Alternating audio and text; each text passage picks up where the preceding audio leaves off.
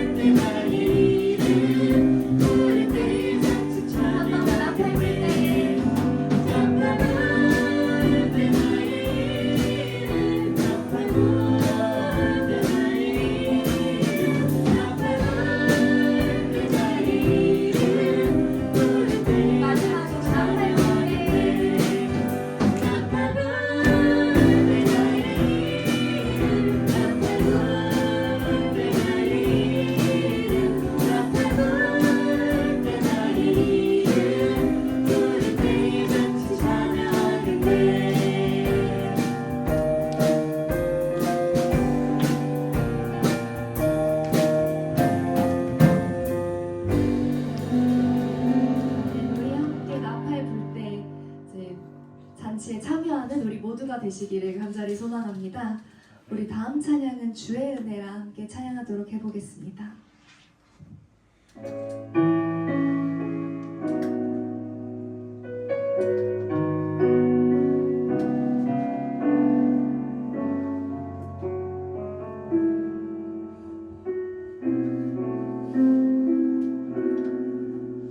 내가 지금까지 지내온 것은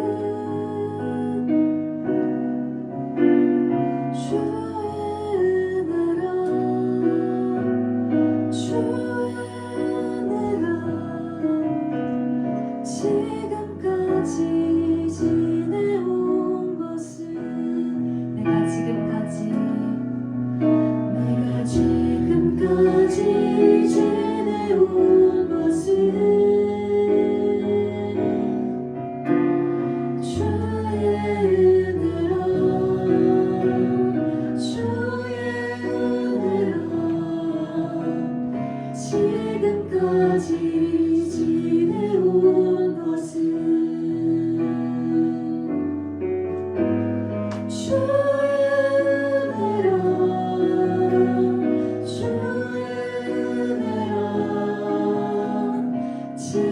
지금까지 지내온 것은 주의 은혜라 주의 은혜라 지금까지 지내온 것은 함께 하나님의 자녀 된 것을 내가 하나님의 자녀 된 것은 주의 은혜라 주의 은혜라 주의 은혜라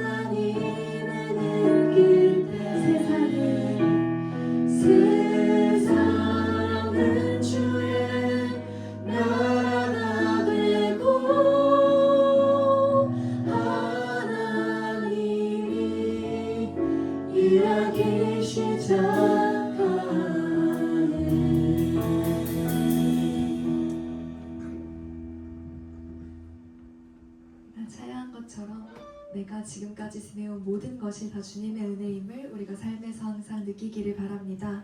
우리 마지막 찬양으로는 내가 주인 삼은 함께 찬양하실 텐데요. 우리가 사실 교회 생활 오래 하셨다면 어렸을 때부터 헌금송으로도 많이 부르셨을 거예요.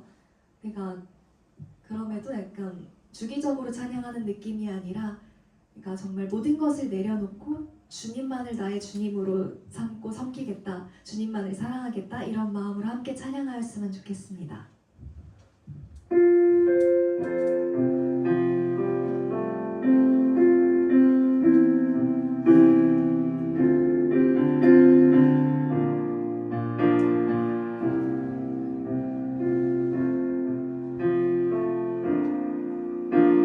내가 주인 삼은 모든 것 내려놓고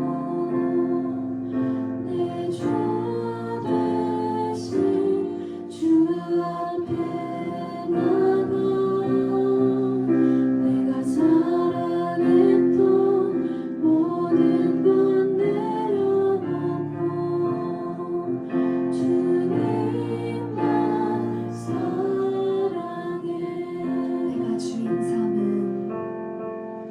내가 주인 삼은 모든 것 내려놓고 내 주 대신 주 앞에 나가 내가 사랑했던 모든 것 내려놓고 주님만 사랑해 주 사랑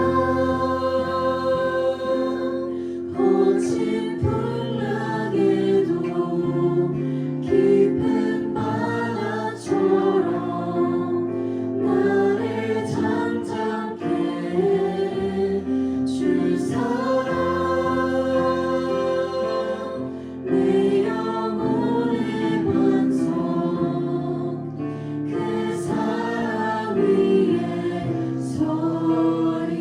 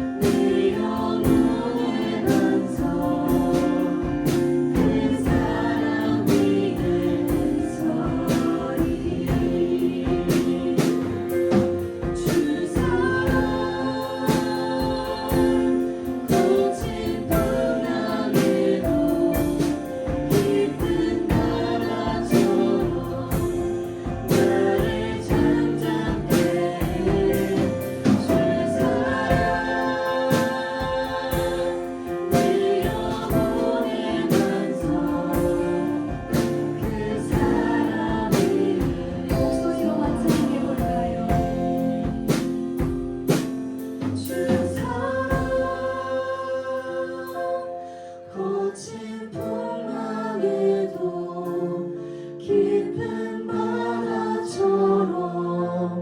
나를 잠잠케 해 주 사랑 내 영혼의 반석 그 사랑 위에 서리.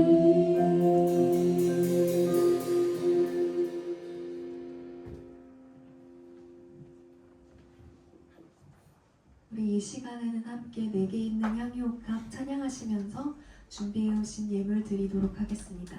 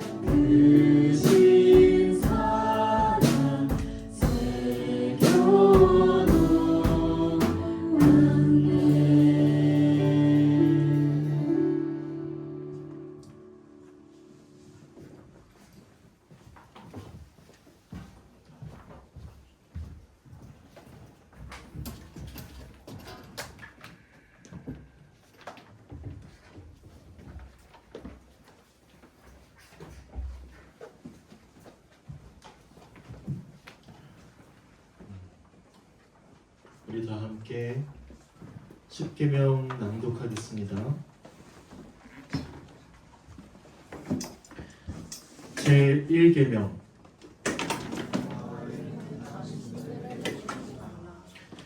제2계명 너를 위하여 세계 우상을 만들지 말고 어떤 형상도 만들지 말며 그것들에게 절하지 말며 그것들을 섬기지 말라. 제3계명 너는 내 하나님 여호와의 이름을 막무가내 부르지 말라. 제4계명 안식일을 기억하여 거룩하게 지키라. 제5계명 내 부모를 공경하라. 제6계명 살인하지 말라. 제7계명 간음하지 말라. 제8계명 도둑질하지 말라. 제9계명 내 이웃에 대하여 거짓 증거하지 말라. 제10계명 내 이웃의 집을 탐내지 말라. 우리 다 함께 우리의 죄를 고백하겠습니다. 만일 우리가 죄 없다고 하면 우리는 자신을 속이는 것이요 진리가 우리 안에 있지 아니합니다. 그러나 만일 우리가 자신의 죄를 자복하면 신실하시고 의로우신 하나님께서 우리의 모든 죄를 사해 주실 것이요 또한 모든 불의에서 우리를 깨끗게 해 주실 것입니다. 겸손한 믿음으로 우리의 죄를 하나님께 고백합시다. 하나님께 대하여 생각과 말과 행동으로 죄를 범했으며 해야 할 일을 하지 못하고 하지 말아야 할 것을 행함으로 하나님께 범죄했습니다. 마음과 뜻과 힘을 다해 하나님을 사랑하지 못했으며 이웃을 내 몸과 같이 사랑하지도 못했습니다. 하나님의 자비하심으로 우리를 용서해달라고 하나님의 뜻 안에서 기뻐하며 하나님의 길로 걸어가게 하시고 거룩하신 하나님께 영광을 돌리며 살아가는 우리가 되게 해달라고 각자의 죄를 고백합시다.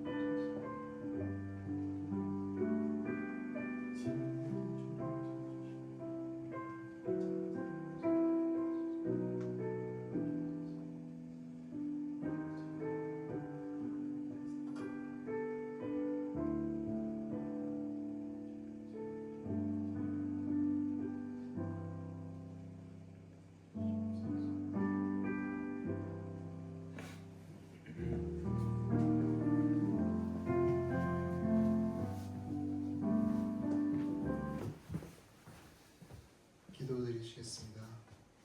만물을 창조하시고 우리와 항상 함께 하시는 하나님 아버지 감사합니다. 지난 한 주 동안 우리가 주님의 그늘 아래에 살지 않고 우리 각자의 생각과 욕심을 따라 삶을 살아왔던 것을 회개합니다. 우리가 이러한 죄에서 돌이켜 주님께 삶의 방향을 맞추는 청년들이 될 수 있도록 도와주세요. 주님, 우리가 어느 순간부터 삶에서 감사함을 잊고 살아가는 것 같습니다. 남과 나를 비교하며 뒤처지고 부족한 것에 포커스를 맞추어 삶을 살아갔던 것 같습니다. 주님께서 항상 함께 하시는 것이 자랑이고 기쁨인데 어느 순간부터 현실적인 것이 채워져야 감사가 나오는 나를 돌아보게 됩니다. 주님 한 분만으로 감사할 수 있는 우리 모두가 되게 우리의 생각과 굳어진 마음을 변화시켜 주세요. 세계는 현재 전쟁과 살인 등 다양한 범죄들이 판을 치고 있습니다. 이 가운데 주님께서 그들에게 위로를 주시고 또 이러한 상황에서도 주님을 붙들 수 있도록 인도하여 주세요. 동교교회 청년들 또한 어떠한 상황과 환경 속에서도 주님을 먼저 찾고 의지하게 도와주시고 우리 교회가 말씀 안에 바로 서가는 청년들을 통해 하나님께서 기뻐하시는 공동체가 될 수 있도록 도와주세요. 아멘. 이내를 원하시고 제사를 원하지 않으며 번제보다 나를 더 알기를 원하시는 하나님, 우리가 예배를 통해 주님이 어떠한 분이신지 깊이 깨닫고 한 절이라도 주님을 닮아갈 수 있도록 도와주세요. 예배를 준비하는 임원과 전도사님에게 은혜를 더해주셔서 온전히 주님의 말씀을 전하고 그 말씀을 우리가 온전히 알고 깨달아 우리의 삶까지 적용하는 동북의 청년들이 될 수 있도록 도와주세요. 아멘. 감사드리며 사랑이 많으신 우리 주 예수 그리스도 이름으로 기도드렸습니다. 아멘.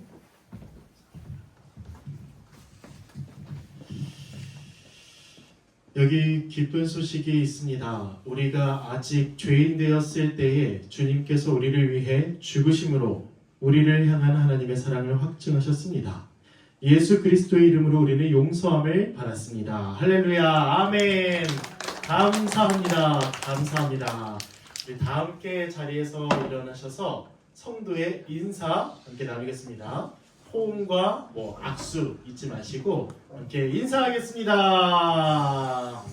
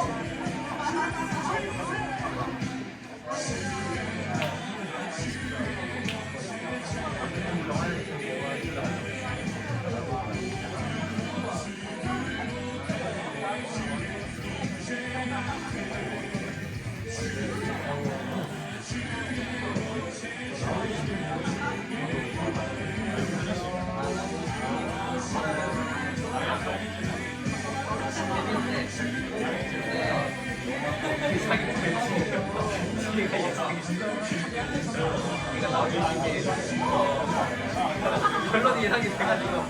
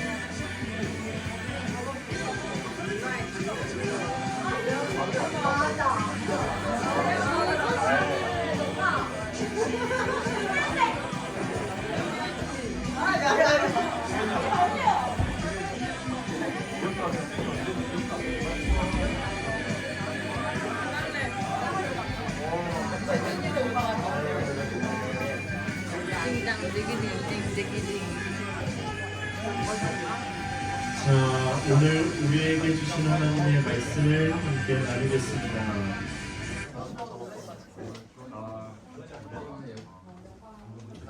우리 삼위 하나님께서 오늘 우리 동북교회 청년들에게 주신 하나님의 말씀을 나눌 텐데요. 우리 대한민국 그것도 서울 동대문구에서 몇 번지인지 기억이 나진 않지만 동부선교회 85년 된 동부선교회의 청년부에게 주신 하나님의 말씀을 나누겠습니다. 네, 자, 오늘 주신 하나님의 말씀 로마서 2장 17에서 29절. 로마서 2장 17에서 29절입니다. 자, 다 함께 한 목소리로 읽겠습니다. 천천히 읽어나가죠. 자, 시작. 유대인이라 불리는 내가 율법을 의지하며 하나님을 자랑하며 율법의 교훈을 받아 하나님의 뜻을 알고 지극히 선한 것을 분간하며 맹인의 길을 인도하는 자요 어둠에 있는 자의 빛이요 율법에 있는 지식과 진리의 모본을 가진 자로서 어리석은 자의 교사요 어린아이의 선생이라고 스스로 믿으니 그러면 다른 사람을 가르치는 내가 내 자신을 가르치지 아니하느냐? 도둑질하지 말라 선포하는 내가 도둑질하느냐? 간음하지 말라 말하는 내가 간음하느냐? 우상을 가증히 여기는 내가 신전 물건을 도둑질하느냐? 율법을 자랑하는 내가 율법을 범함으로 하나님을 욕되게 하느냐? 기록된 바와 같이 하나님의 이름이 너희 때문에 이방인 중에서 모독을 받는도다. 내가 율법을 행하면 할례가 유익하나 만일 율법을 범하면 내 할례는 무할례가 되느니라. 그런즉 무할례자가 율법의 규례를 지키면 그 무할례를 할례와 같이 여길 것이 아니냐. 또한 본래 무할례자가 율법을 온전히 지키면 율법 조문과 할례를 가지고 율법을 범하는 너를 정죄하지 아니하겠느냐. 무릇 표면적 유대인이 유대인이 아니요 표면적 육신의 할례가 아니니라. 오직 이면적 유대인이 유대인이며 할례는 마음에 할지니 영에 있고 율법 조문에 있지 아니한 것이라. 그 칭찬이 사람에게서가 아니요 다만 하나님에게서니라. 아멘. 예수 그리스도 안에서 한 몸된 또 지체요 하나님의 자녀로 이곳에 예배하러 나오신 모든 분들을 축복하고 환영합니다. 지금 로마서 벌써 5번째 시간입니다. 오늘도 역시나 앞에 내용을 조금 복습을 좀 해보죠. 먼저 오늘 설교 제목은 율법과 성령인데요. 1장을 한번 우리가 기억해 봅시다.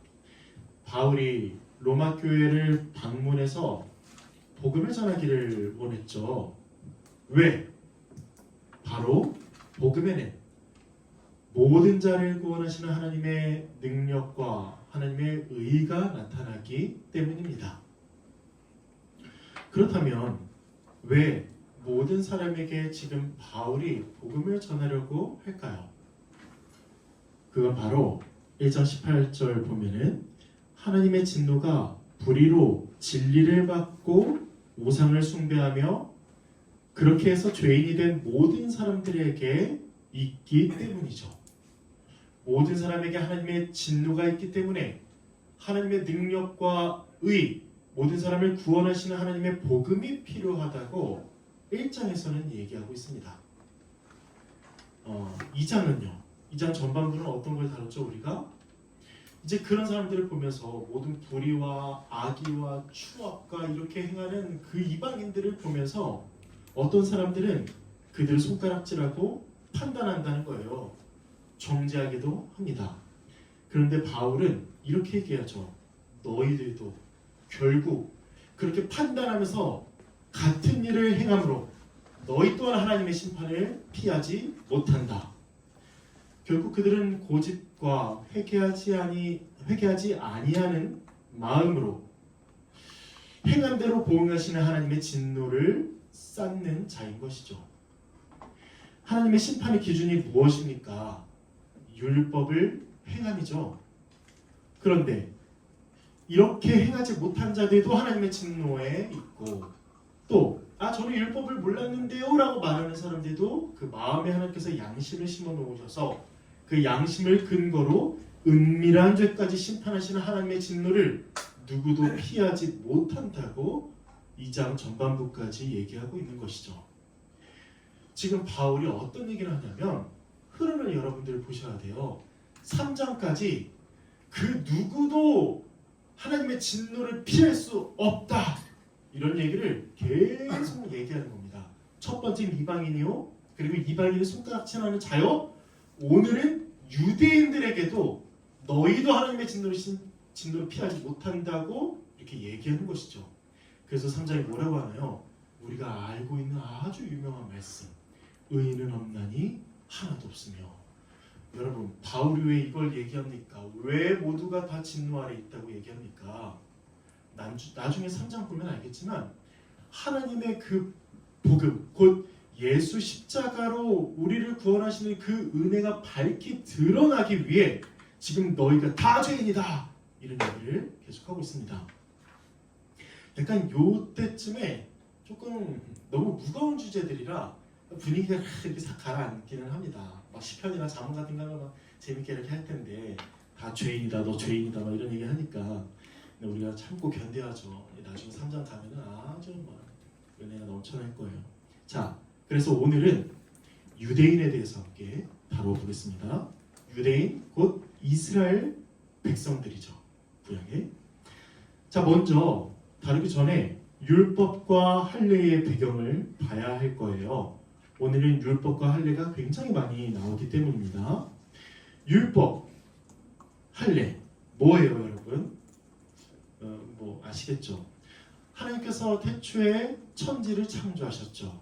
그리고 6일 동안 창조하시고 7일에 안식하시고 그 하나님의 나라를 창조하셔서 그곳에 모든 복과 안식을 다 주셨습니다. 그런데 아담과 하와가 하나님께 불순종해서 하나님 나라에서 추방이 되었죠. 이제 하나님의 나라는 끝났나 보다 이렇게 아무런 소망도 희망도 없을 때쯤에 하나님께서는 아브라함을 부르셨어요. 그래서 약속을 하시죠. 내가 너에게 후손을 주고 민족을 주고 땅, 가나안 땅을 주고 내가 너를 복되게 할 것이다 라고 말씀하시면서 국민과 영토와 주권에 대한 약속을 하십니다. 바로 하나님의 나라를 다시 아브라함을 통해서 약속하시는 것이죠. 그래서 네가 있는 그 고향을 떠나서 내가 내게 명하는 그 땅으로 가라 라고 말씀하시고 아브라함은 거기에 순종했습니다. 그러면서 시간이 좀 지나면서 계속 아브라함이 70몇 세 때 부르심을 받았을 거예요. 그런데 99세가 될 때까지도 하나님이 아들을 안 주시니까 막 불평하고 막 저기 그 여종인 하갈과 동침해서 이스마엘 낳고 막 이런 뻘짓들을 이렇게 하다가 이제 99세 때 하나님이 아브라함에게 나타나셔서 언약을 말씀하십니다. 여러분 우리 겨울방학 때 겨울 수련회 때 언약 함께 나눴죠? 자 한번 보세요. 말씀을 보시면은 창세기 17장부터입니다. 이거 되게 중요한 부분이니까 잘 집중해서 들으시기 바랍니다.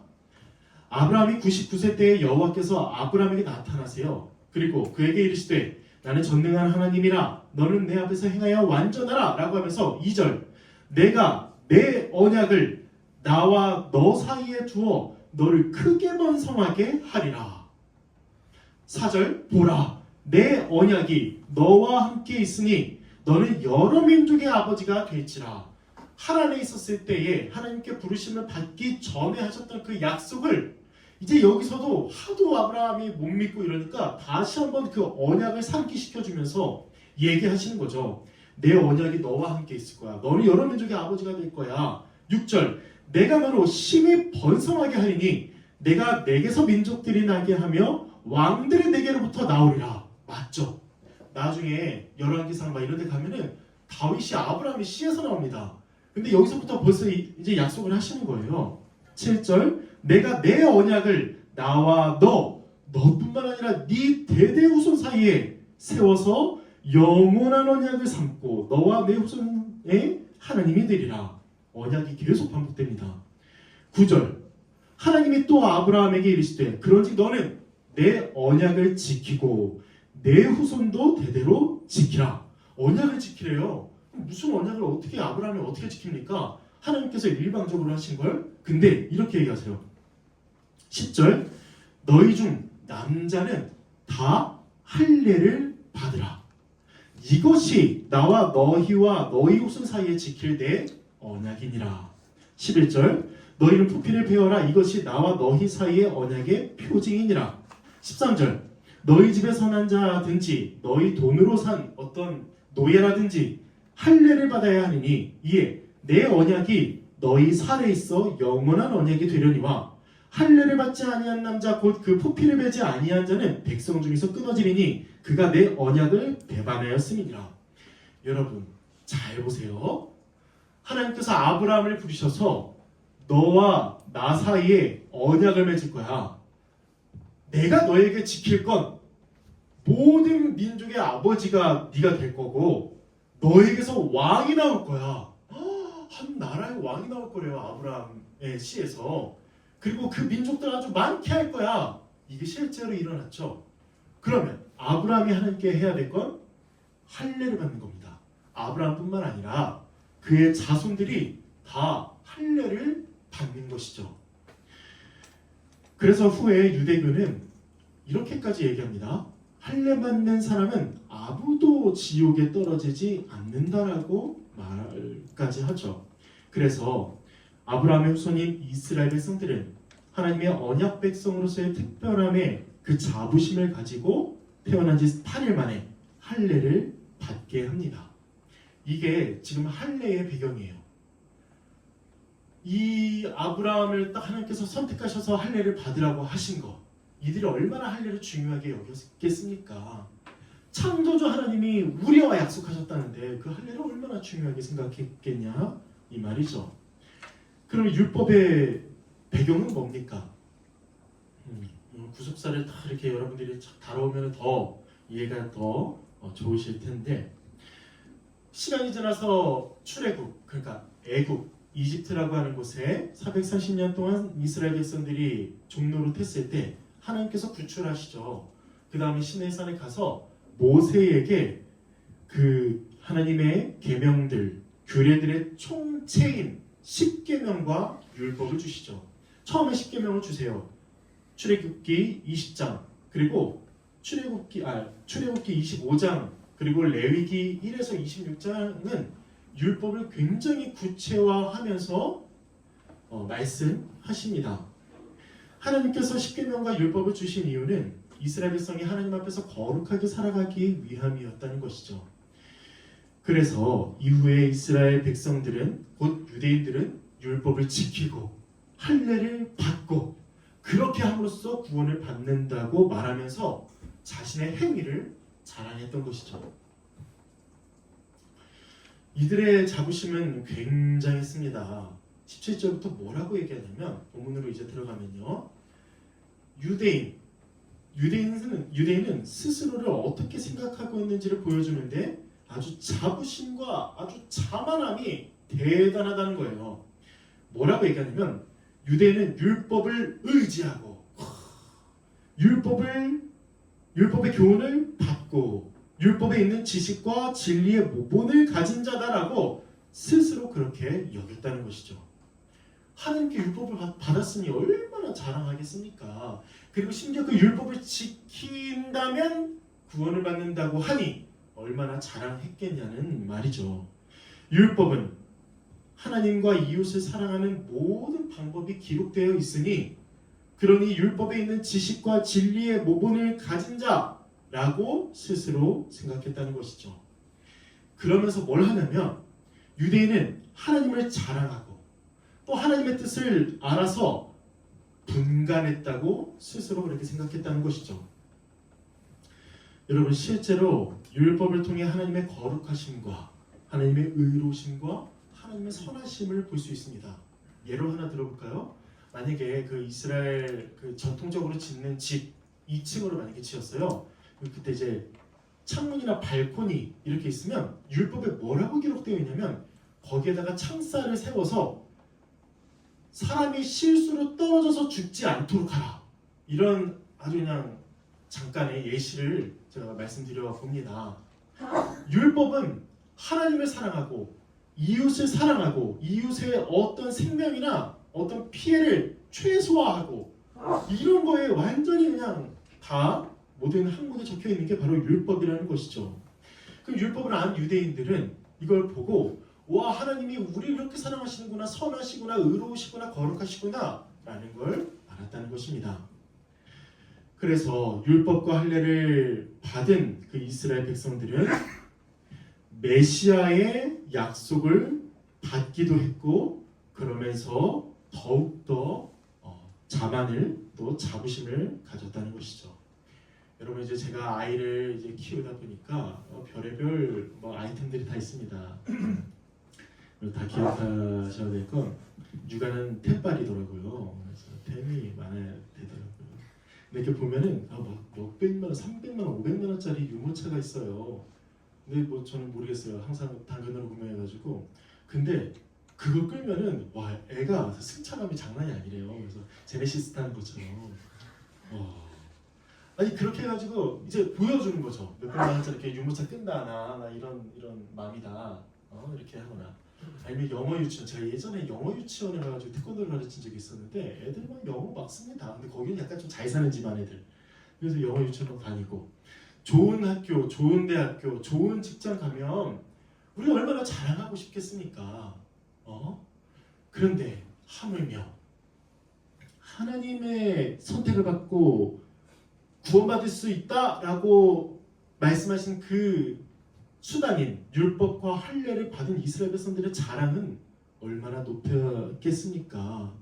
완전히 자신의 우월감을 드러내고 또 자신을 자랑했던 것이죠. 이러한 이유 때문에 우리가 다뤘던 로마서 2장 9에서 10절은 이렇게 얘기해요.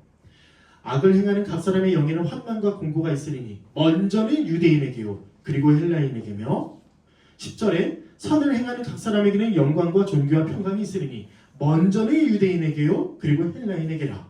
그러니까 하나님은 이 유대인들을 택했으니까 너희가 선을 행하든지 악을 행하든지 그래서 영광을 받든지 심판을 받든지 이방인들보다 너희가 먼저 그 책임을 져야 된다라고 얘기하면서 유대인들을 먼저 딱 거론하세요. 유대인들은 선택받은 존재였고 또 그 선택받은 것 때문에 굉장히 자랑했던 자입니다. 그러므로 유대인은 어떻게 생각했냐면 여기 보세요. 맹인의 길을 인도하고 와 율법을 아니까 그리고 어둠에 있는 자의 비치며 율법을 아니까 율법 지키니까 어리석은 자의 교사요 어린아이의 선생이라고 자신을 생각했던 것이죠. 할례를 받고 율법을 열심히 지킴으로 하나님을 알고 또 율법을 가르쳤기 때문에 하나님께 구원받을 수 있을 거라고 생각했던 것이죠.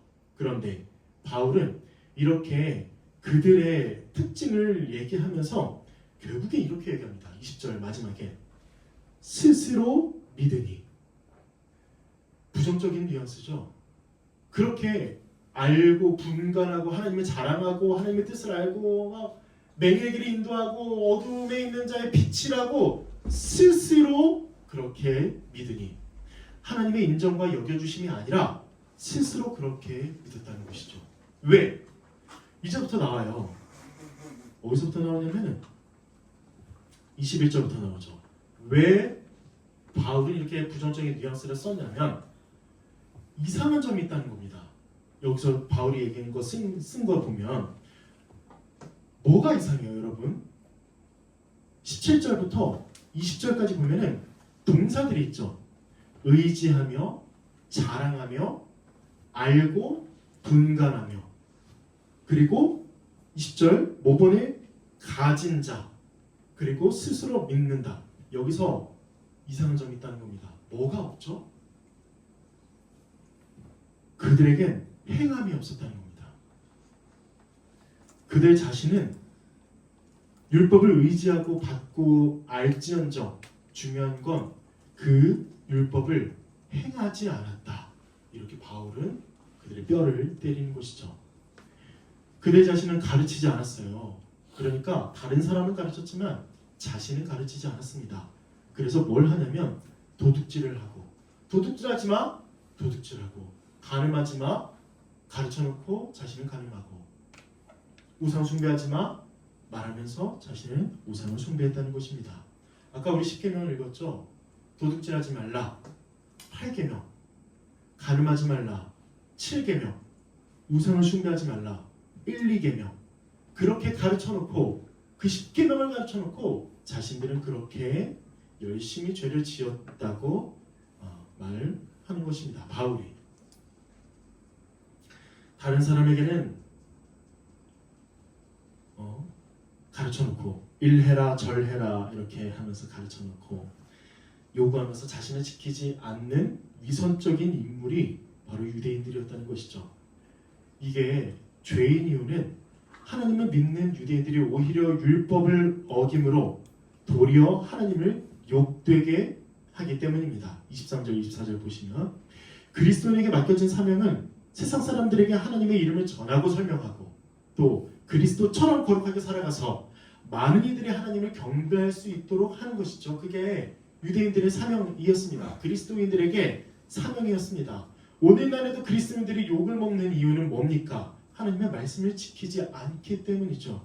결국 하나님의 이름이 모욕을 받는 것이죠. 여러분 우리가 만약에 식당에 가서 밥을 먹고 있는데 애들이 막 뛰어다녀요. 그럼 여러분들 누구를 욕합니까? 아이들을 욕할까요? 아니요. 거의 10조 8구는 부모를 욕합니다. 부모. 저렇게 뛰어다니게 놔둔 부모를 욕합니다. 그리고 애가 성인이 되어서 직장 생활을 하더라도 그 사람이 이상한 짓을 하면 가정교육 못 받아서 그래.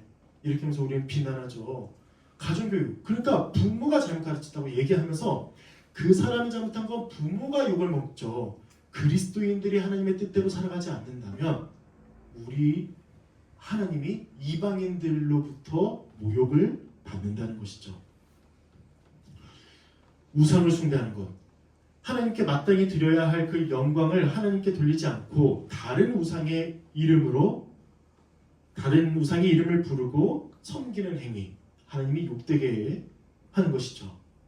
세속적인 삶이 곧 하나님의 뜻에 따라 거룩한 삶을 살지 않고 세상 풍습을 열심히 따르고 추구하고 하는 것은 또 하나님의 이름을 하찮게 만드는 일입니다. 아까 앞에서 설명해드렸던 것처럼 유대인들은 자신의 조상부터 하나님께 선택받은 민족이라고 생각할 만큼 할례와 율법을 받고 그걸 행했다고 생각하고 삶 전체가 율법 중심이었던 사람들이었다는 것이죠. 5살 때부터 율법식 교육을 받고 13살부터 율법을 연구하고 모세 오경을 딸딸딸딸 외우고 저희 막 복음의 주 시험 보는 것처럼 모세 오경을 다 시험 보고 막 이래요. 그래서 율법을 더 지키기 위해서 어떻게든 지키기 위해서 더 강한 규례를 만들어서 지키려고 했던 사람들이 유대인이었다는 겁니다. 우리는 거기에 발에 엄지발가락에 난 털만도 못해요, 여러분. 그들은 이 안식일을 거룩하게 지키라라고 했던 그 4번째 계명을 뭐가 일이냐, 안식일에 뭘 하면 일이냐라고 다 세분화해서 지키고 지키지 않으므로 그 10계명을 어떻게든 지키려고 했던 자였다는 것이죠. 그리고 유대인들은 제사장 나라였습니다. 이스라엘 백성들은 하나님이 주시는 복을 누리고 그 하나님의 거룩하신 뜻을 세상에 보이는 제사장 나라였다는 것이죠. 출애굽기 19장 6절 있나요?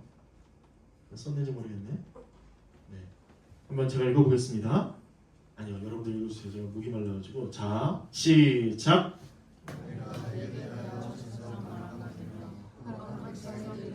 너는 이 말을 이스라엘 자손에게 전할지니라. 아멘. 제사장 나라가 바로 이스라엘 유대인들이었습니다.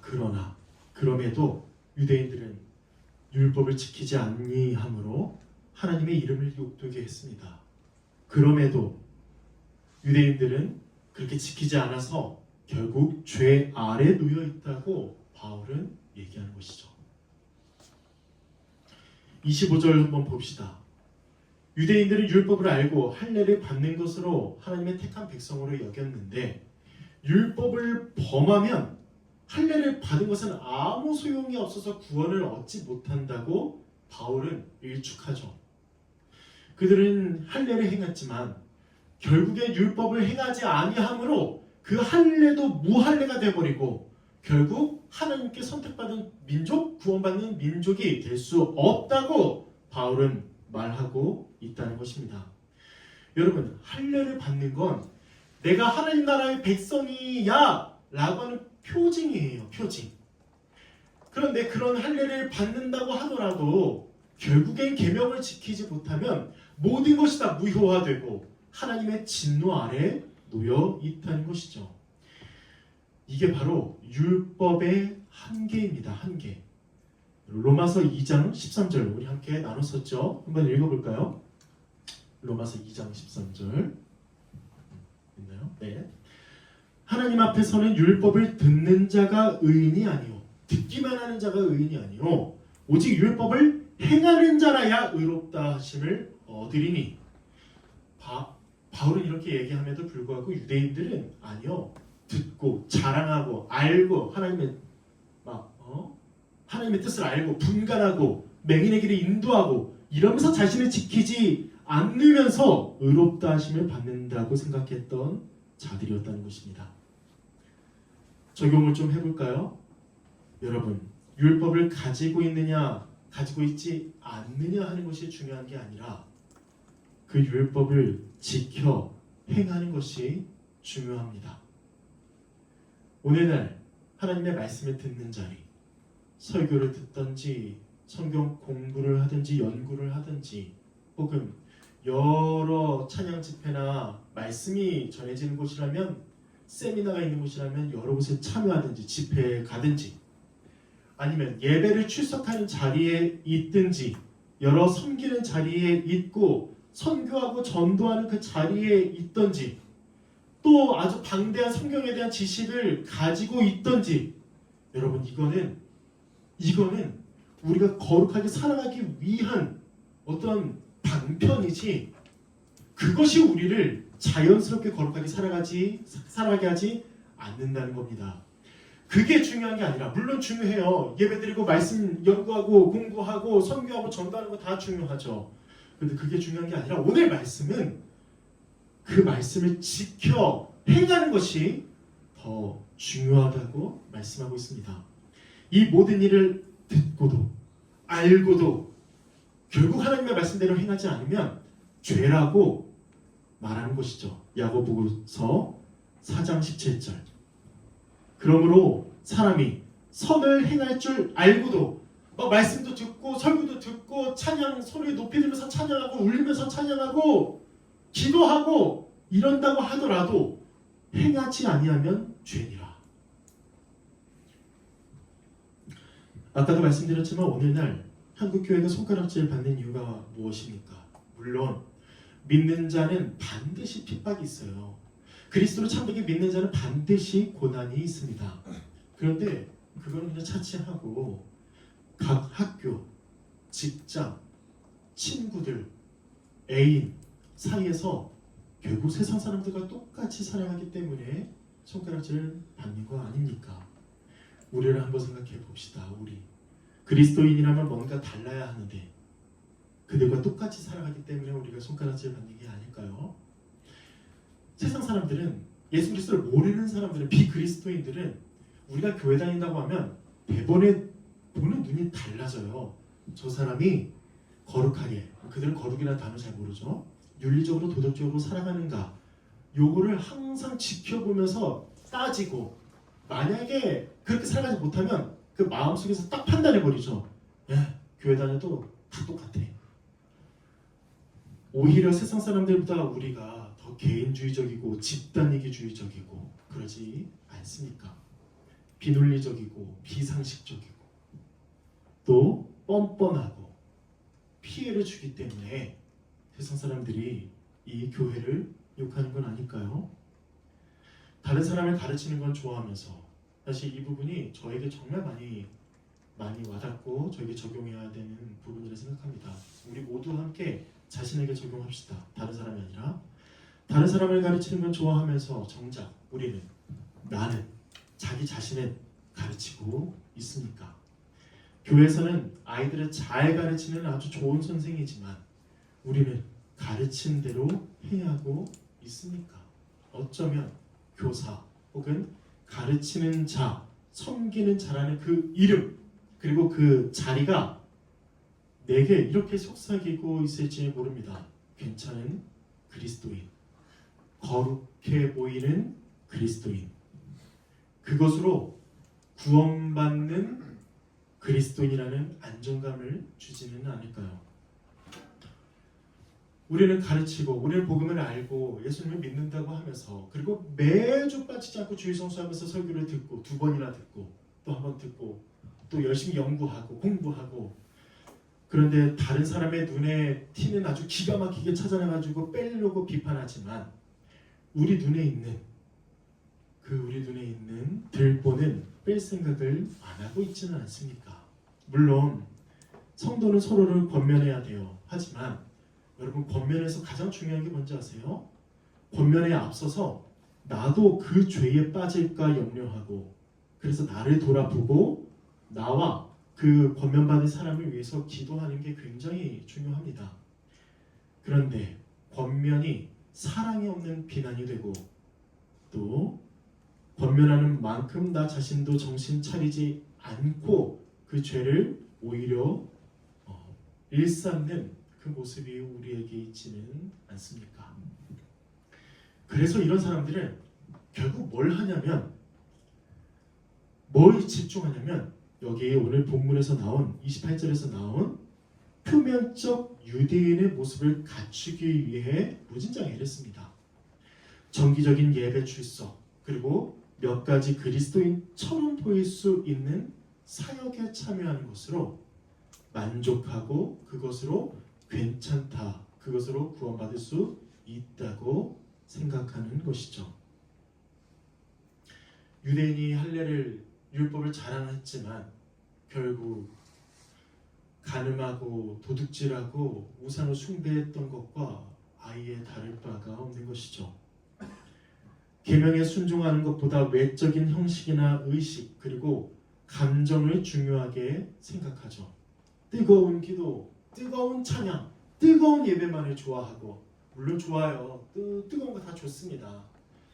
그런데 그걸 이제 외식 삼아서 그것들이 하나님이 인정하시는 행위라고 생각하고 형식적인 교회 출석, 형식적인 예배, 형식적인 찬양보다 찬양을 더 우선시하는 건 이거 오늘 말씀에서 바울이 이렇게 딱 비난하는 유대인의 모습이 아닐 수 없는 것이죠. 이런 것보다 더 순수하게 하나님을 사랑하고 이웃을 사랑하는 마음과 자세를 가져야 되고 말씀을 지켜 행하는 것이 더 중요한데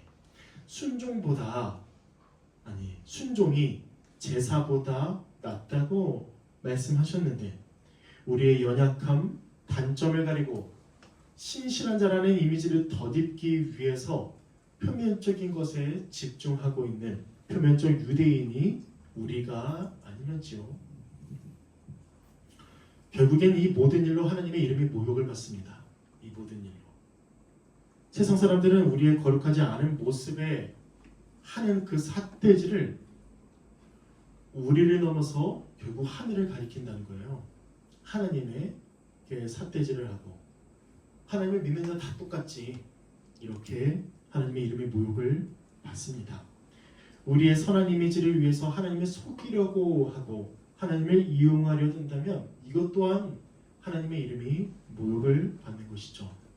하나님을 자랑하고 하나님의 뜻을 안다고 하면서 자신의 행위가 하나님의 수준과 일치한다고 스스로 믿는 건 하나님의 자신의 비루한 수준으로 하향 조정해서 하향 평준화해서 하나님의 이름을 오욕하는 것이죠. 그럼 어떻게 해야 합니까? 디모데후서 2장 21에서 22절 여기를 한번 보시면 제가 안 써놨죠? 아마 안 써놨던 것 같아요. 복음을 전하는 자는 뭘 해야 합니까? 자신을 깨끗하게 하여 주님이 귀히 쓰는 그릇이 되어야 하죠. 그러면서 청년의 정욕을 피해야 합니다. 교회 출입증, 이 교회 출입증은 자랑하지만 주께서 교회에 주신 의무인 거룩한 삶은 쉽게 포기하고 무늬만 성도의 삶을 사는 자가 우리가 아닐지 우리를 한번 되돌아 보면 좋겠습니다. 세상에서는 온갖 자신을 위해서만 살아가는 더러운 죄들이 아까 우리 한희 형제가 기도했던 것처럼 아주 넘칩니다. 돈을 사랑하고 육체와 마음이 원하는 것을 하면서 무절제하고 난잡한 성행위를 하고 사납고 까칠하고 선한 것보다 악한 것을 좋아하고 배신하고 조급해하고 자만하고 하나님을 사랑하는 것보다 쾌락 사랑하기를 더 즐기는 것. 지금 세상 사람들이 이렇게 살아가는데 우리 또한 그걸 답습하며 닮아가며 그렇게 열심히 주중 가운데 즐기다가 교회에 앉아있는 것으로 설교를 듣고 기도하고 봉사하는 것으로 자신의 이미지와 구원을 유지하려는 아주 파렴치한 도둑놈의 심보가 우리에게 있지는 않습니까?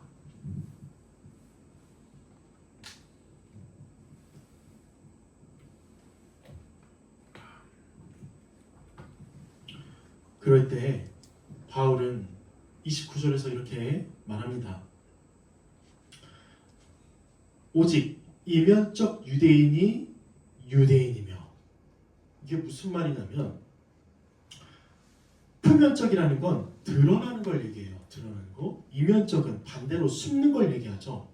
그러니까 그렇게 율법을 행했다, 할례를 행했다 그러면서 자신을 막 드러내는 유대인, 자신의 행위를 자랑하기 때문에 하나님의 그 구원의 은혜는 쓸모없고 나한테 해당되지 않는다고 생각하는 그 아주 양심도 없고 또 자만한 유대인보다 그런 유대인이 참 유대인, 곧 하나님의 백성이 아니라 이면적 유대인, 숨은 유대인이 참된 유대인이라고 말하는 것이죠.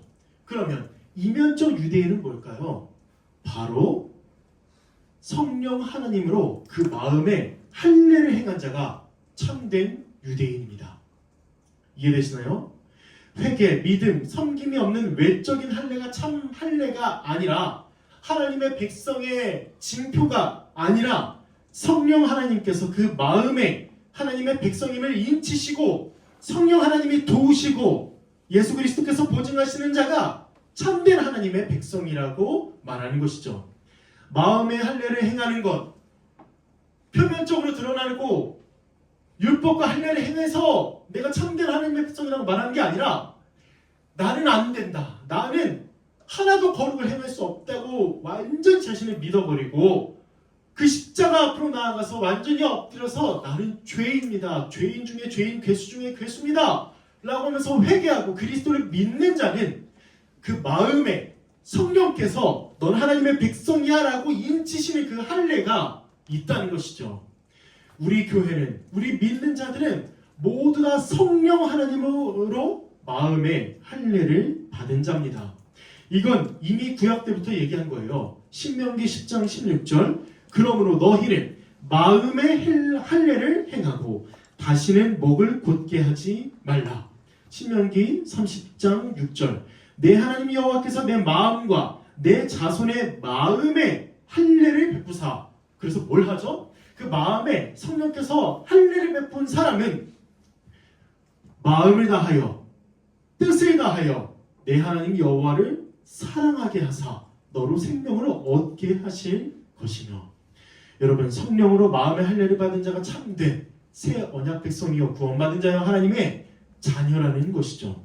그런 자는 성령 하나님으로 말미암아 그 뜻을 다하고 마음을 다해서 하나님을 사랑하고 하나님의 계명을 지킴으로 이웃을 사랑한다는 것입니다.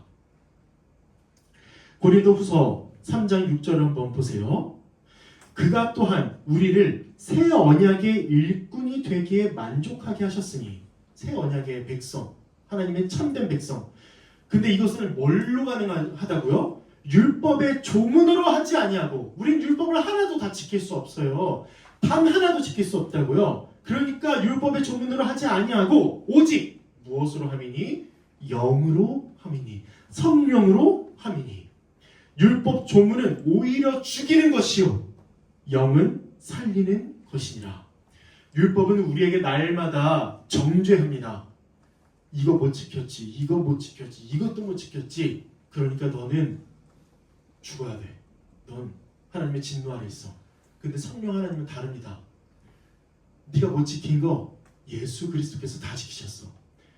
네가 죽어야 하는 거 그 예수 그리스도께서 십자가에서 죽으셨어. 그리고 그 예수님께서 이루신 모든 공로를 성령 하나님이 우리에게 적용시키셔서 우리가 마치 율법을 지키고 마치 십자가에서 죽으신 것처럼 되어 하나님의 거룩한 자로 보여진다는 것입니다. 하나님의 거룩한 백성이 된다는 것입니다. 이게 바로 마음의 할례를 받은 새 언약 백성이 받는 은혜요. 그러면서 하나님께 칭찬과 인정을 받는 유일한 길이라는 것이죠. 성령께서 하나님의 칭찬을 받을 만한 선한 행위, 거룩한 행위를 우리로 하게 하십니다.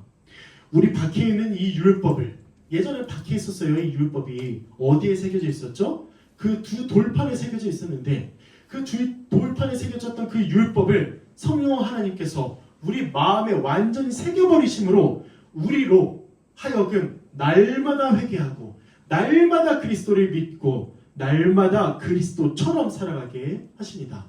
성령께서 우리로 하여금 마음을 다하고 뜻을 다하고 힘을 다하여 하나님을 사랑하고 이웃을 사랑하게 하신다는 것이죠. 이게 지금 율법이 아니라 오직 성령으로 임하는 삼위 하나님의 은혜라는 것이죠. 이 은혜를 누가 받았습니까? 우리가 받았습니다. 우리 여기 앉아 계신 여러분들, 예수 그리스도를 참되게 믿는 모든 여러분들, 또 모든 교회들, 다 그 마음에 성령으로 할례를 받음으로 이제는 하나님을 따르고 이웃을 사랑하며 살아가는 것이죠. 이 모든 것들은 우리 주 예수 그리스도께서 이루신 것입니다. 여러분, 유대인은 맹인의 길을 인도하고 어둠에 있는 자의 빛이요 율법에 있는 지식과 진리의 모본을 가진 자라고 스스로 생각했다고 했죠. 어리석은 자의 교사요 어린아이의 선생이라고 생각했습니다. 그런데 아닙니다. 다시 말하면 누가 맹인의 길을 인도하는 선생이요 교사입니까? 오직 우리 주 예수 그리스도십니다. 오직 예수 그리스도만이 우리같이 아무것도 볼 수 없는 맹인의 길을 인도해 주시고 우리같이 어둠에 있었던 자의 빛이요 또 그 하나님의 율법에 있는 지식과 진리의 모본을 가진 자로서 우리같이 어리석은 자의 교사요 우리같이 어린아이와 같은 자의 선생이라는 것이죠. 모든 율법의 모든 참뜻을 아시고 지키신 분이 우리 주 예수 그리스도시요 하나님의 말씀이 우리 주 예수 그리스도시요 길이요 진리요 생명이신 분이 오직 우리 주 예수 그리스도시라는 겁니다.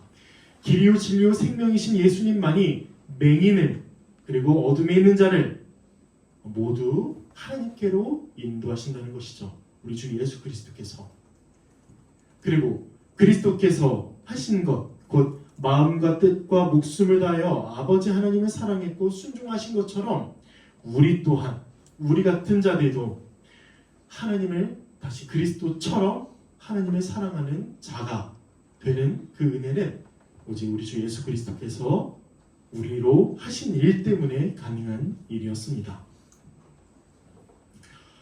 그 예수 그리스도께서 뭐 하셨죠? 성령을 우리에게 선물로 주셨습니다. 그래서 마음에 할례를 행함으로써 우리를 하나님의 백성으로 인치셨죠.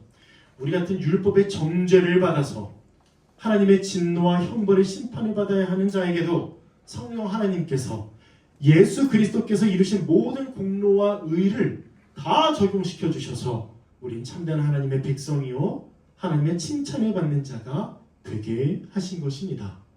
그러면 마지막 좀 적용을 좀 해볼게요. 참된 하나님의 백성이 그렇게 되었어요.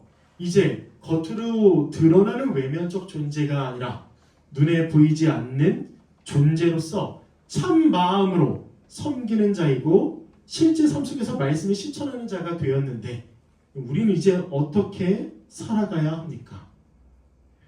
겉으로 드러나는 외적인 모습을 가꾸는 일에 신경 쓰지 않고 그리스도를 닮아 마음과 뜻과 목숨을 다해 하나님을 사랑하며 이웃을 사랑하는 존재로 살아가야 하는 것이죠. 성령 하나님의 임재로 우리는 새 마음을 받았습니다. 우리의 아주 썩어지고 아주 옛 것은 다 물러가고 소멸되고 없어지고 이제 성령 하나님이 우리 마음에 새 마음을 주셔서 또 새로운 존재가 되게 하셔서 이제 우리가 생각하고 지향하는 모든 바는 하나님 사랑과 이웃 사랑이 되었고 우리의 전 인생, 우리의 모든 생애, 모든 시간과 재정은 하나님 사랑하고 이웃을 사랑하는 모든 일에 다 쓸 수 있는 존재가 된 것이죠. 그런 마음을 가진 존재가 바로 교회인 우리입니다. 그러므로 교회는 하나님의 계명을 지키며 행하며 그렇게 살아갑니다. 성령의 역사로 교회는 십계명을 지키는 일에 애를 쓰지만 그 안에서 참된 자유와 기쁨과 감사가 넘쳐나는 것이죠. 사랑하는 여러분, 우리는 십계명을 지킬 수 있을까요? 어떤 면에서는 지킬 수 없습니다. 죄인이기 때문에. 그런데요, 성령께서 진짜 우리 마음에 할례를 행하셔서 방금 제가 주구장창 그냥 입에 침이 마르도록 설명했던 것처럼 우리가 완전히 존재가 변화되었고 우리의 마음을 성령께서 새 마음으로 바꿔주셨다면 우리는 십계명을 지킬 수 있습니다. 하나님의 계명을 지킬 수 있다고요. 그 하나님의 계명을 지키는 게 때로는 무겁지만 그러나 때로는 자유하고 기쁩니다. 지체를 사랑하는 게 하나님께 순종해서 지체를 내 몸처럼 사랑하는 게 때로는 부담스럽고 힘들지만 또 때로는 기쁘고 감사합니다. 그런 자가 우리가 되었다고요. 그런 자가 우리입니다. 우리가 될 것이다가 아니라 이미 되었다는 사실을 분명히 믿으시고 우리의 마음이 완전히 이면적 유대인이 되어 성령 하나님께서 마음을 완전히 바꿔주셨다는 사실을 믿고 그렇게 우리가 복음을 전하며 사랑하며 살아가는 우리가 되기를 바랍니다. 이런 예를 한번 들어볼게요. 그리고 끝내보겠습니다. 제가 이제 재준 형제한테 했던 그 예시인데 비유인데 이제 어떤 사람이 돈이 없어서 이 예시로 들었나? 돈이 없어서 크루즈를 이제 아주 싼 가격에 샀습니다. 싼 가격에. 딱 들어가서 둘러보는데 그 제가 요즘 크루즈를 많이 좀 자주 봐요. 유튜브에서 재밌어가지고 그냥 대리만족하는데 진짜 큰 거는 막 몇만 톤이었지? 하여튼 그 되게 큰 거는 수영장이 막 3개 있고 그 레스토랑이 5개 있고 막 이러더라고요. 그래서 거긴 되게 좋더라고요. 근데 이제 이 사람이 돈이 없어서 아주 싼 가격에 샀으니까 이제 그 레스토랑을 이렇게 밖에서 지켜보면서 와 아주 맛있겠다. 나는 이거 크루즈 타는 비용만 냈으니까 그러면서 맨날 도시락 까먹고 막 이렇게 했다는 거예요.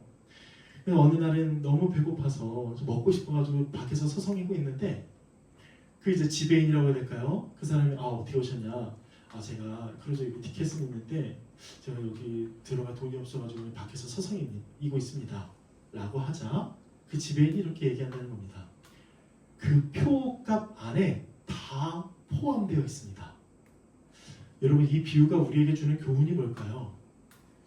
우리는 이미 하나님 나라라고 하는 하나님의 백성이라고 하는 존재가 되었습니다.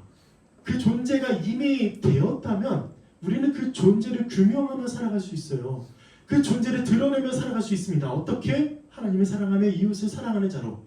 그런데 우리가 이런 존재가 되었음에도 이런 존재가 되지 않았다고 생각해서 그 밖에서 그냥 이 군침만 다시면서 그 음식을 못 먹는 그런 존재가 되지 않기를 바랍니다. 그런 존재가 되었다면 그렇게 살아갈 수 있습니다. 하나님께서 못하시는 일이 없는데 능치 못하시는 일이 없는데 우리로 새 생명을 얻게 하셨고 우리로 완전히 새로운 존재가 되게 하셨다면 우리는 또 성령 하나님을 의지해서 다른 사람을 사랑하고 내 몸과 같이 사랑하고 하나님을 사랑하며 살아갈 수 있는 자가 되었다는 것이죠. 믿음이 중요합니다. 이 사실을 믿는다면 우리의 절반은 된 거예요. 이제 반 된 거예요. 이제 남은 평생은 사랑하며 살아가는 우리가 되기를 바랍니다. 믿음과 순종, 이것은 동전의 양면이에요. 믿는다면 순종합시다. 율법과 성령, 율법으로는 안 되고 오직 성령 하나님만으로 된다는 사실을 분명히 믿고, 그러나 성령 하나님으로 된다면 뭐가 되냐? 율법을 지키는 일이 가능하다는 사실을, 이 도식을 이해하고 믿고 언제나 어디에서나 그 누구에게나 사랑을 실천하며 살아가는 우리가 되기를 바랍니다. 표면적 유대인이 아니라 이면적 유대인, 무늬만 하나님의 백성이 아니라 완전히 참된 하나님의 백성, 율법이 아니라 성령 하나님의 인치심을 받은 우리 교회 모든 청년들이 늘 하나님을 찬송하며 그렇게 하나님의 뜻대로 살아가는 하나님의 백성 되기를 바랍니다. 기도하겠습니다. 사랑하는 하나님 아버지, 감사합니다. 우리같이 우리의 이미지 또 우리의 행위, 이 모든 걸 다 포장하며 마치 다른 사람이 보기에 아주 거룩하고 신실한 자처럼 보이도록 애썼고, 하나님의 말씀을 안다고 하면서도 결국 중요한 순간에서는 하나님께 등 돌리고 저 세상 풍조를 따라갔던 그 쾌락을 쫓고 또 세상이 잘 될 거라고 말하고 즐거울 거라고 말하는 것들을 쫓았던 우리 표면적 유대인이 우리가 아니었는지요. 우리가 그런 표면적 유대인이었다면, 무늬만 교회, 무늬만 하나님 나라의 백성이었다면 우리가 이 시간 회개하고, 아니 날마다 회개하고 다시 예수 그리스도만 붙잡고 또 그리스도께서 보내신 그 성령으로 우리의 존재가, 우리의 마음이 완전히 변화되었음을 믿고 이제는 날마다 하나님의 뜻대로 사랑하며 살아가는 우리가 되게 하여 주시옵소서. 모두가 죄 아래에 놓여 있지만 이방인도 유대인도 그리고 이 세상의 이 역사 가운데 아주 잘났다고 하는 사람, 그 성인들도 결국엔 하나님 앞에선 모두가 죄인이고 진노와 형벌 아래에 놓여 있으나 우리만은 예수 그리스도의 그 형벌 대속적 죽음으로 그 십자가 보혈의 피로 하나님 백성이 되었고 의인이 되었고 거룩한 자가 되었사오니 우리가 이 사실에 날마다 감사하고 기뻐하며 날마다 하나님을 사랑하고 하나님의 뜻대로 살아가는 우리가 되게 하여 주시옵소서. 감사드리며 우리 주 예수 그리스도의 이름으로 기도드립니다. 아멘. 주기도문으로 기도하겠습니다. 하늘에 계신 우리 아버지, 아버지의 이름을 거룩하게 하시며 아버지의 나라가 오게 하시며 아버지의 뜻이 하늘에서와 같이 땅에서도 이루어지게 하소서. 오늘 우리에게 일용할 양식을 주시고 우리가 우리에게 잘못한 사람을 용서하여 준 것 같이 우리 죄를 용서하여 주시고 우리를 시험에 빠지지 않게 하시고 악에서 구하소서. 나라와 권능과 영광이 영원히 아버지의 것입니다. 아멘. 자, 우리 회장님 나오셔서 광고해 주시겠습니다.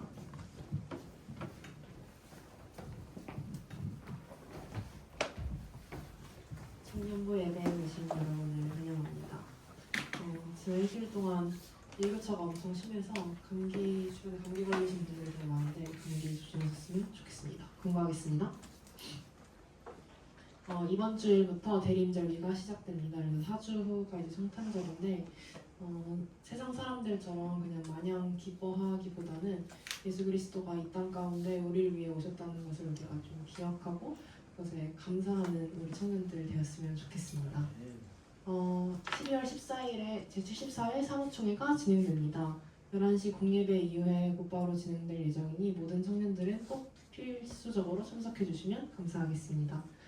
그리고 그 사무총회 이후에 제1회 교육부 성경 암송 장원급제가 있다고 합니다. 그래서 성서주일인데 그날이 오후 2시에 소예매실에서 있고 제가 알기로는 그 세겹절 신앙운동의 성경 구절 52개를 외우는 거라고 합니다. 그래서 우리가 중고등부, 유초등부보다는 잘 외울 수 있지 않을까라는 생각을 좀 해보면서 여러분들이 잘 참여해 주셨으면 좋겠습니다. 다음입니다. 네, 오늘 끝나고 11월 생일 축하 있습니다. 박지수 청년, 박준호 청년 11월 달에 생일이 있었습니다. 그리고 오늘 생일 축하 이후에는 성탄공연 계속해서 준비할 거고요. 그리고 청년부 겨울수련회 2월 5일부터 7일까지 있습니다. 미리 일정 고려해서 참석해 주시면 감사하겠습니다. 다음입니다. 네, 대신방 진행하고 있습니다. 12월 13일부터 쭉 이제 진행할 예정인데 아직 신청하시지 않은 분들은 신청 부탁드립니다. 토요일이나 또는 주일 저녁도 괜찮으니까 가능한 날짜를 보내주시면 조율해서 또 일정 확정하도록 하겠습니다. 또 돌아오는 토요일날 12월 6일 토요일에는 임원 원래가 있습니다. 저희가 잘 청년부를 이끌어 나갈 수 있도록 기도해 주시면 감사하겠습니다. 다음입니다. 네, 다음 주일에 청년부 성탄공원 연습이 끝나고 난 다음에는 성경 연구가 없어서 그날 다 같이 영화 관람을 할까 합니다. 그동안에는 금요 집회 끝나고 난 다음에 영화를 몇 번 봤었는데 이번에는 주일 예배가 끝난 후에 다 같이 영화를 보는 게 어떨까 싶어서 아바타를 관람할 예정입니다. 3층에서 볼 예정이고 관람료는 없습니다. 무료입니다. 그래서 여러분들 많은 참석 부탁드리고 또 혹시 영화 같이 보고 싶으신 분들은 저나 전도사님께 연락 주시면 될 것 같습니다. 아마 아바타니까 한 2시간 반? 2시간 정도 볼 것 같고 같이 저녁 먹으면서 볼 것 같습니다. 그리고 지체 소식입니다. 박지수 자매의 소속 밴드인 랑그 에파롤이 정식 첫 정규 앨범을 발매했다고 합니다. 축하드립니다. 11월 25일부터 이제 12월 12일까지 펀딩 기간이 있고 또 기념 공연이 12월 20일 오후 4시에 있다고 합니다. 네, 관련된 자세한 사항은 단톡방을 참고해 주시면 감사하겠습니다. 많이 응원하고 또 노래 많이 들어주시면 좋을 것 같습니다. 네, 다음 주 대표 기도는 오사람 청년입니다. 이상으로 광고 마치겠습니다. 아까 그 간과한 대로 그 총회 는 꼭 여러분들이 참여를 부탁드리고요. 그리고 그 지수장이 거기 공연장이 어디라고 했죠? 저희 녹음실 같은 데서 하는 거여가지고 서빙고 쪽에 있어요. 서빙고. 우리 이날 좀 시간 되시는 분은 교회에서 출발하든 아니면 거기서 만나든 같이 하면 좀 좋을 것 같아요.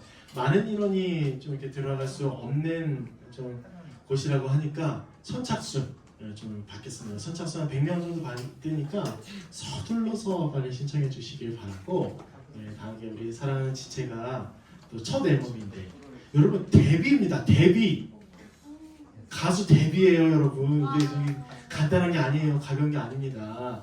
언젠간 인기가요, 그 뮤직뱅크 이런 데 나올 수가 있어요, 여러분. 그래서 지금부터 사인을 받아두시고 좀 더 친해지시기를 바랍니다.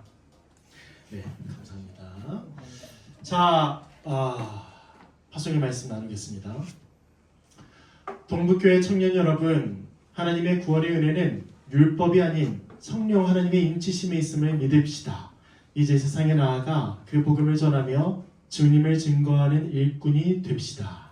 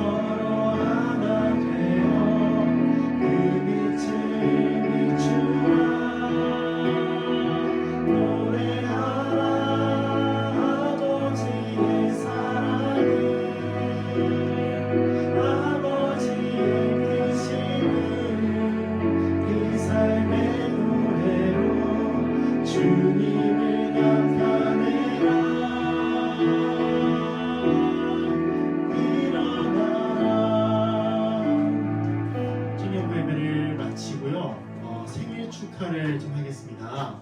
생일 축하를 하고